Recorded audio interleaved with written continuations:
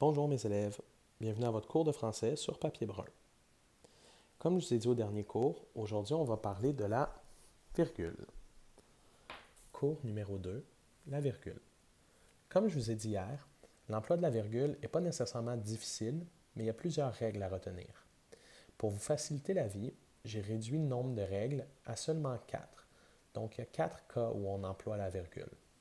Je vais vous les montrer rapidement. 4 règles de base. Le détachement, la juxtaposition, la coordination et l'effacement. Aujourd'hui, on va traiter de seulement 2 de ces 4 règles-là.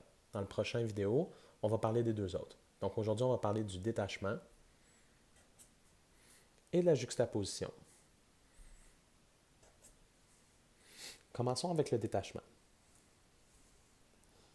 Le détachement du complément de phrase. Ici, j'ai 4 phrases. C'est 4 fois la même phrase, en fait.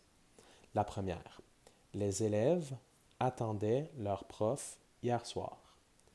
Ici, on a une phrase qui, on pourrait dire, est normale. Elle suit l'ordre normal d'une phrase. C'est-à-dire qu'on commence avec un sujet, ensuite on a un prédicat et on finit avec un complément de phrase. Puisque cette phrase-là respecte l'ordre normal d'une phrase, il n'est pas nécessaire de mettre de virgule. Il n'y a pas de virgule entre les constituants. Les élèves attendaient leur prof hier soir sans virgule. Maintenant, ici, on a apporté un changement. On a altéré l'ordre normal de la phrase. On a pris le complément de phrase et on l'a mis en tête de phrase. Donc, qu'est-ce qu'il faut faire pour marquer qu'on a changé le complément de phrase de place? Il faut l'encadrer de virgule. On met une virgule ici. Est-ce qu'on met une virgule ici? Non. La virgule est comme absorbée par la lettre majuscule, on pourrait dire. Donc, hier soir, virgule, on a notre complément de phrase déplacé, détaché. Les élèves attendaient leur prof. Ici, on a le sujet en premier. On a pris le complément de phrase et on l'a mis dans le milieu de la phrase. Donc, encore une fois, puisqu'on a changé l'ordre normal de la phrase, il faut le marquer en ajoutant des virgules. Donc, les élèves, hier soir, attendaient leur prof. Virgule, virgule. Et la dernière, on a un exemple ici où est-ce qu'on peut prendre le complément de phrase et le mettre à l'intérieur même du prédicat.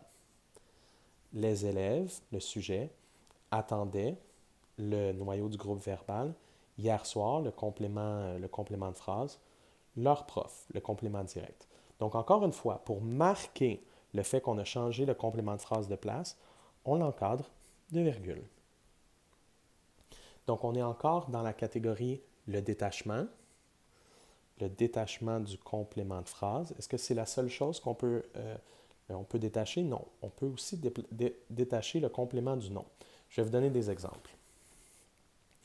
Ici, les hommes fatigués sont contents. Ici, on a un complément du nom, fatigué.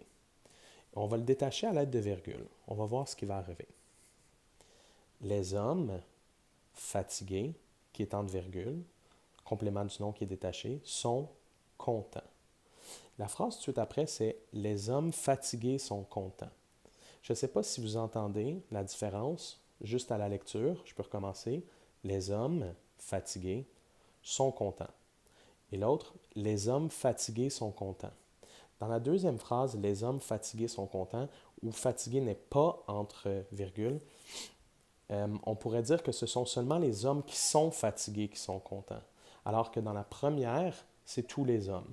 Les hommes, qui soit dit en passant sont fatigués, sont contents. Troisième, on a un complément du nom qui est en tête de phrase. Donc celui-là aussi, pour le marquer, on va l'encadrer de virgule. On pourrait mettre une autre virgule ici, mais non, elle est comme absorbée par la lettre majuscule. Donc, épuisé, la coureuse rentra tôt. Ici, une autre sorte de détachement qu'on peut avoir du complément du nom, c'est ce qu'on appelle un groupe qui est mis en emphase. Donc ici, c'est la gymnastique. La gymnastique, ça me passionne.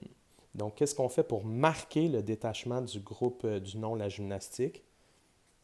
On met une virgule, tout simplement. Il y a donc d'autres cas où est-ce qu'on peut avoir du détachement, le détachement pour des cas où on peut mettre des virgules. Mais moi, c'est les deux exemples que je vous donne. Donc, le détachement du complément de phrase et le détachement du complément du nom.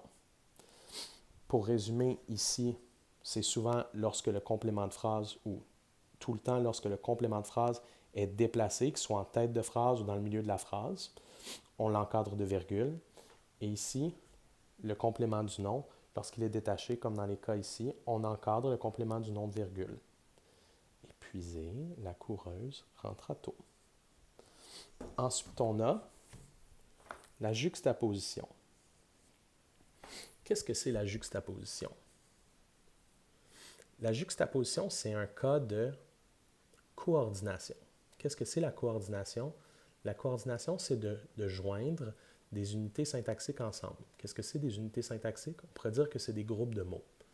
Donc, la juxtaposition, c'est un cas de coordination où on utilise la ponctuation. Donc, au lieu d'utiliser un coordonnant comme mais, on utilise des virgules ou des points-virgules. Je vous montre des exemples. Donc, qu'est-ce qu'on peut juxtaposer? On peut juxtaposer des sujets. On peut juxtaposer des prédicats. On peut juxtaposer des compléments de phrases. Et on peut juxtaposer des phrases. Et qu'est-ce qu'on fait lorsqu'on les juxtapose? On les sépare avec des virgules. C'est la virgule, je crois, la plus fréquente. Donc, voyons voir quand on juxtapose des sujets. Le français, l'espagnol et l'anglais sont des langues. Donc ici, qu'est-ce qu'on a juxtaposé? 3 sujets. Le français, l'espagnol et l'anglais. Ce qu'on voit ici, c'est que le sujet, le français, et le sujet, l'espagnol, sont séparés par une virgule. C'est ça de la juxtaposition. Donc, on a coordonné ces deux groupes de mots-là d'une façon un peu spéciale grâce à la juxtaposition. Donc, la juxtaposition, c'est un cas de coordination. Et là, quand on arrive au dernier élément, on ne met pas une virgule, on peut rajouter un « et », comme ici. Donc, quand on arrive au dernier élément, entre l'avant-dernier et le dernier élément de notre énumération, on peut placer un coordonnant. Ici, c'est une coordination. Donc, ici, on a un bel exemple de juxtaposition et de coordination qui sont un à côté de l'autre. Bon, nous, ce qui nous intéresse, c'est la virgule. Donc, si on avait décidé de rajouter des sujets, on aurait pu dire le français, le portugais, l'allemand, l'arabe, l'espagnol et l'anglais sont des langues.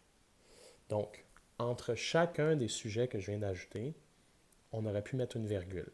Et quand on arrive entre l'avant-dernier et le dernier, on peut mettre un coordonnant et donc faire une coordination. On peut aussi juxtaposer des prédicats, comme ici. La femme inspira, expira et sourit. Donc ici, encore une fois, on ajoute une virgule entre un prédicat et un autre. Et entre l'avant-dernier et le dernier, on fait une coordination, donc on met un coordonnant. On peut également juxtaposer des compléments de phrases, comme ici. Demain, dès 4 heures, je partirai. Donc, demain, virgule. On met une virgule entre les deux compléments de phrases qui sont juxtaposés. Et ensuite, pourquoi on a une virgule ici? C'est parce que, justement, comme l'exemple qu'on avait ici, on a un détachement du complément de phrase qui est déplacé. Donc, entre demain et dès 4 heures, on met une virgule parce qu'on a juxtaposé deux compléments de phrase. Et ici, on met également une virgule parce qu'on a déplacé notre complément de phrase. Et naturellement, on termine avec un point. Je partirai, c'est le verbe partir au futur. On peut également juxtaposer des phrases. On nage, on fait du vélo, on court. On nage, c'est une phrase. On fait du vélo, c'est une autre phrase. On court, c'est une autre phrase. Donc, chacune de ces phrases-là est juxtaposée. Je ne sais pas si vous avez remarqué, ici, entre l'avant-dernier et le dernier, il n'y a pas de coordonnants. On a également juxtaposé. Donc, voilà, je fais un résumé rapide. Pour la virgule, j'ai réduit ça à 4 règles de base, le détachement et la juxtaposition.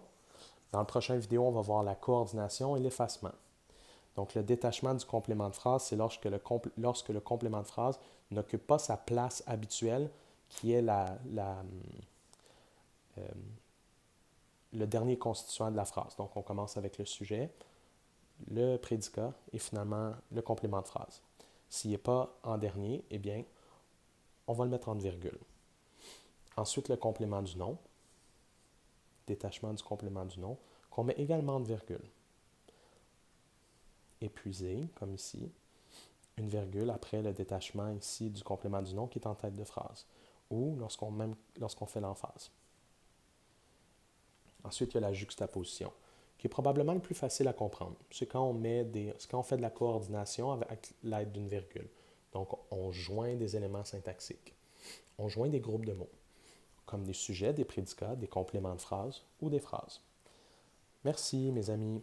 Donc, j'ai mis un exercice pour vous sur iTunes U. Si vous avez des questions, vous savez que vous pouvez venir me trouver sur Google Meet. Bonne journée.